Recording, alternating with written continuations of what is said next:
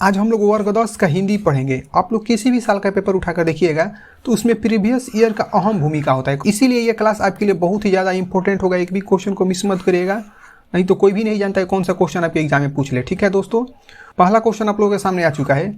मेरे बिना तुम प्रभु कविता का हिंदी रूपांतरण किसने किया है? विलेन डंगवाल ने, जीवानंद दास ने, कुंवर नारायण ने या धर्मवीर भारती ने? ठीक है, तो जरा ध्यान से देखिए कि मेरे बिना तुम प्रभु जो ये कविता है इसको जो हिंदी में रूपांतरण किया है धर्मवीर भारती ने, यानी कि यहाँ पर जो ऑप्शन नंबर जो है डी इसका सही हो जाएगा दोस्तों, ऑप्शन नंबर डी। आगे बढ़ते हैं क्वेश्चन नंबर सेकंड पर। देखिए सेकंड नंबर क्वेश्चन में दिया है कि कुंवर नारायण कवि, ठीक है, देखिए कुंवर नारायण कवि है, मतलब किस चीज़ के कवि हैं? ग्राम संवेदना के, नगर संवेदना के, ममत्व संवेदना के या प्रीतत्व संवेदना के? ठीक है, तो यहाँ पर जो सही ऑप्शन होगा वो हो जाएगा ग्राम संवेदना के, यानी कि जो कुंवर नारायण कवि जो है ग्राम संवेदना के कवि, यहाँ पर ऑप्शन नंबर जो है ए सही होता है दोस्तों। आगे बढ़ते हैं हम लोग क्वेश्चन नंबर सेकंड पर। देखिए सेकंड नंबर को, अच्छा थर्ड नंबर क्वेश्चन, सेकंड तो हो चुका है, थर्ड नंबर क्वेश्चन में दिया है यहाँ पर। देखिएगा आप लोग यहाँ पर कि सेनापति में कौन सा समास है? ध्यान से देखिएगा, क्वेश्चन नंबर 3 बहुत ही इंपॉर्टेंट है। सेनापति में कौन सा समास है?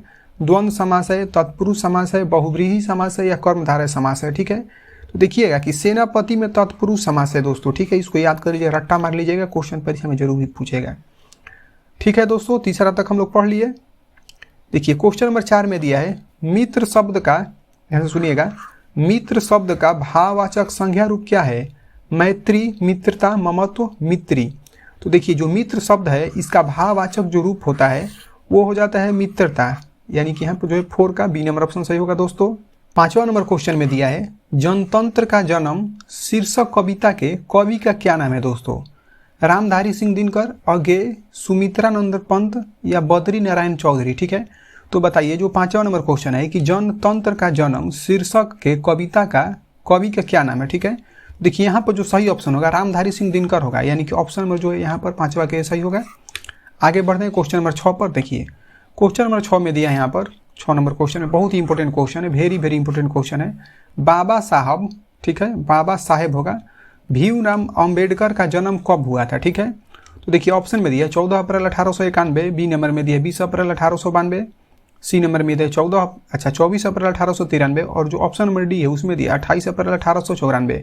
तो देखिए यहाँ पर जो 6वां नंबर क्वेश्चन होगा इसमें बाबा साहब भीमराव अंबेडकर का जन्म पूछ रहा है। ठीक है, तो यहाँ पर जो सही ऑप्शन हो जाएगा वो ए नंबर ऑप्शन होगा, यानी कि 14 अप्रैल 1891 को भीमराव अंबेडकर का जन्म हुआ था। ये क्वेश्चन आपके परीक्षा में पूछ सकता है। ठीक है दोस्तों, आगे देखिए क्वेश्चन नंबर 7वां में दिया है यहाँ पर, ठीक है, कि 20 के दांत, ध्यान से देखिए कि 20 के दांत कहानी के रचयिता कौन है? अमरकांत, नलिन बिलोचन शर्मा, यतीन्द्र या मैक्स मूलर? ठीक है, तो देखिए यहाँ पर जो 7वां नंबर होगा इसका सही ऑप्शन हो जाएगा नलिन बिलोचन शर्मा। ठीक है, ऑप्शन नंबर बी 7 का बी सही होगा दोस्तों।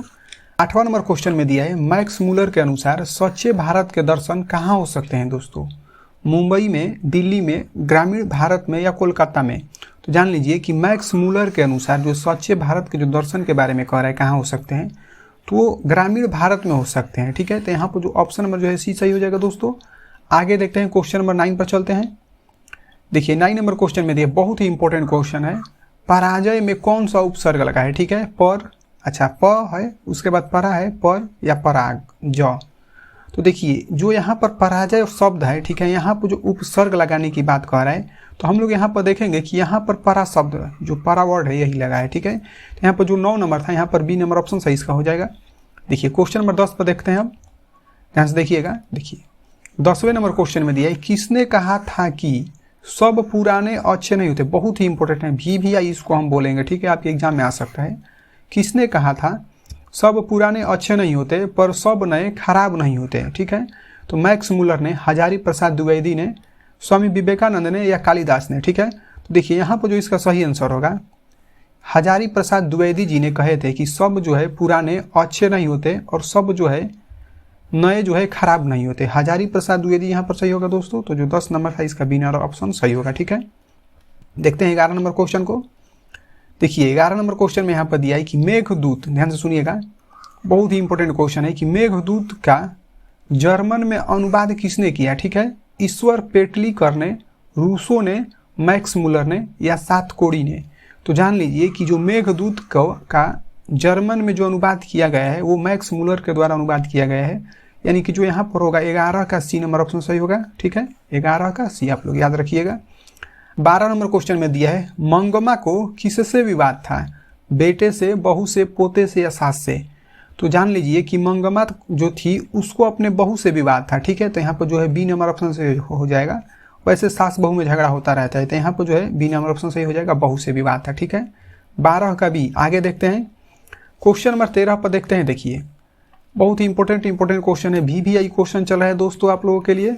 एक चीज़ और हम बताना चाहेंगे कि हमारे यहाँ मतलब इजीली स्टडी के द्वारा मैथ का objective question, subjective question, 2-2 number वाले क्वेश्चन, 5-5 नंबर वाले क्वेश्चन और यहाँ पे एक भी ले देते हैं, मतलब एक नंबर वाले क्वेश्चन, 2 नंबर वाले क्वेश्चन, 5 नंबर वाले क्वेश्चन, मैथ का फुल जो है प्रैक्टिस किया जा रहा है। आप लोगों को वीडियो के नीचे लिंक दे दिया जाएगा, डिस्क्रिप्शन में आप लोग देख लीजिएगा उसको। ठीक है दोस्तों, देखिए यहाँ पर जो 13 नंबर क्वेश्चन था, यहाँ पर कह रहा है कि लक्ष्मी के पति का क्या नाम था?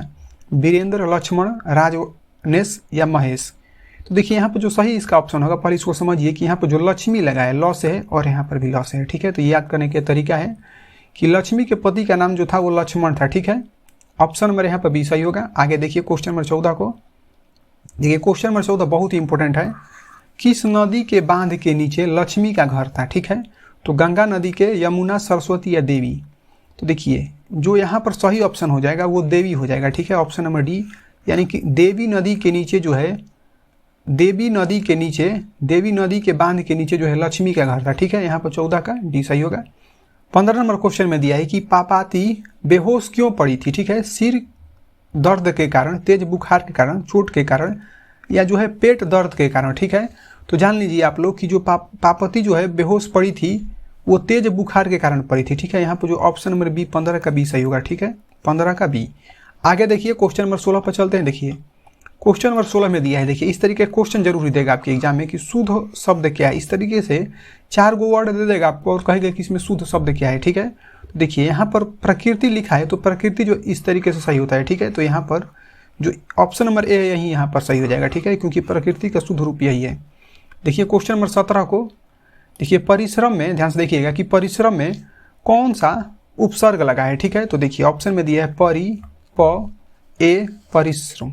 ठीक है, तो देखिए जो 17 नंबर होगा यहाँ पर इसका ए नंबर ऑप्शन सही हो जाएगा, परी। यहाँ पर देखिए कि यही जो इसमें उपसर्ग लगा है 17 का ए नंबर ऑप्शन सही होगा।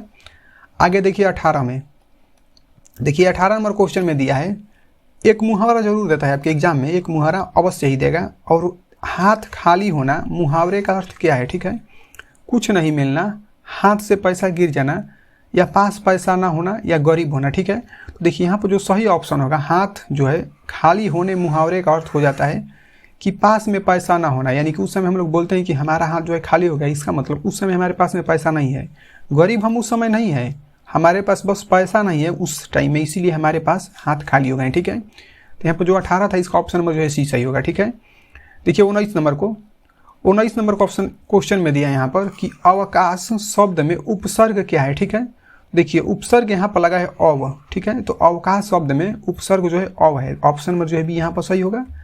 21 नंबर पर चलते हैं। देखिए 21 नंबर क्वेश्चन में दिया है, अच्छा 19 हम लोग पढ़े थे ना, ठीक है 19 पढ़े थे, 20 नंबर आएगा। देखिए 20 नंबर ऑप्शन में दिया है यहाँ पर कि हिरोशिमा, ध्यान से देखिएगा कि हिरोशिमा किस देश में है। ठीक है, देश के बारे में पूछ रहे हैं यहाँ पर, तो जो देखिए चीन, फ्रांस, जापान, जर्मन दिया है, तो हिरोशिमा जो है जापान देश में स्थित है। ठीक है दोस्तों, तो यहाँ पर जो है 20 का ऑप्शन नंबर जो है सी सही होगा, 20 का सी।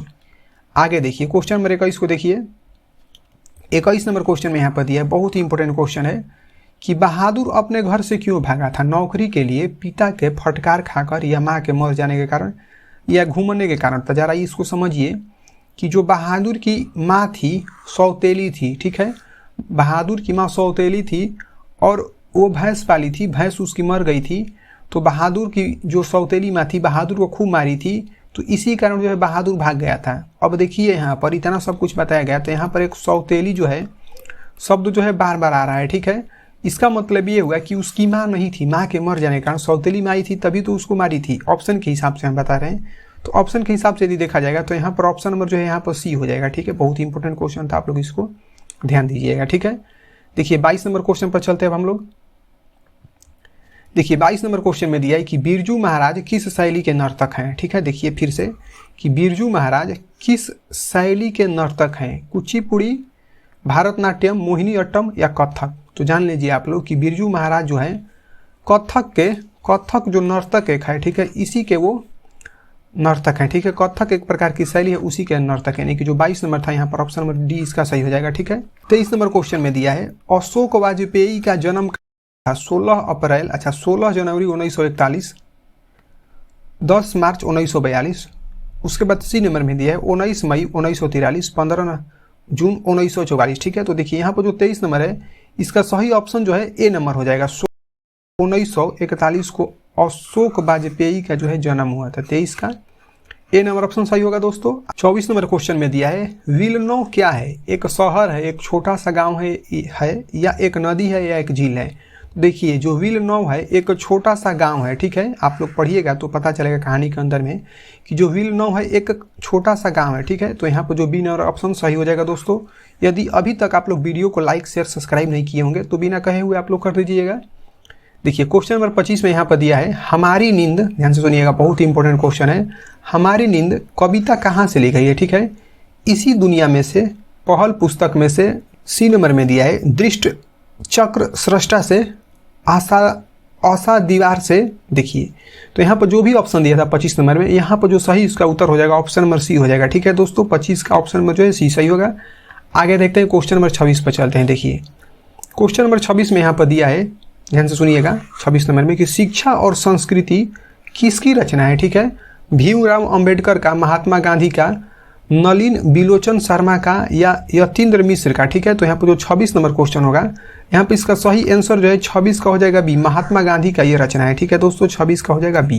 देखिएगा आप लोग 27 नंबर क्वेश्चन में दिया है कि भारत से हम क्या सीखे, क्या है। कहने का मतलब ये है कि जो भारत से हमने क्या सीखी, एक चैप्टर का नाम है, तो आपको बताना है कि ये क्या है। ठीक है, तो निबंध है, कहानी है, भाषण है या व्यक्ति चित्र है। ठीक है, तो देखिएगा आप लोग कि जो भारत से हमने क्या सीखा, ये एक प्रकार का भाषण है। तो जो 27 नंबर था इसका ऑप्शन नंबर जो है यहाँ पर सी सही हो जाएगा दोस्तों, 27 का सी। ठीक है, आगे देखिए क्वेश्चन नंबर 28 को देखिए यहाँ पर। देखिए क्वेश्चन नंबर 28 में दिया है कि मैक्स मूलर को, ध्यान से सुनिएगा, मैक्स मूलर को वेदांतियों का भी वेदांती किसने कहा है। ठीक है, तो रामकृष्ण परमहंस ने, स्वामी विवेकानंद ने, महात्मा गांधी ने या राजा राम मोहन राय ने। ठीक है, तो देखिए यहाँ पर जो मैक्स मूलर को वेदांतियों का भी वेदांती जो कहा गया है वो स्वामी विवेकानंद के द्वारा कहा गया है। इसका मतलब यहाँ पर ऑप्शन नंबर जो है बी सही हो जाएगा, 28 का बी। ठीक है, और क्वेश्चन हम लोग 2 पढ़ेंगे। तो देखिए यहाँ पर जो अब 29 नंबर क्वेश्चन यहाँ पर दिया है कि दधीची के हड्डी से क्या बना था। ठीक है, फिर से बोलते हैं हम कि दधीची के हड्डी से क्या बना था, इंद्र का व्रज। ठीक है, यहाँ पर हो जाएगा इंद्र का व्रज। ठीक है, ध्यान दीजिएगा आप लोग, इंद्र का व्रज, धनुष, त्रिशूल या तलवार।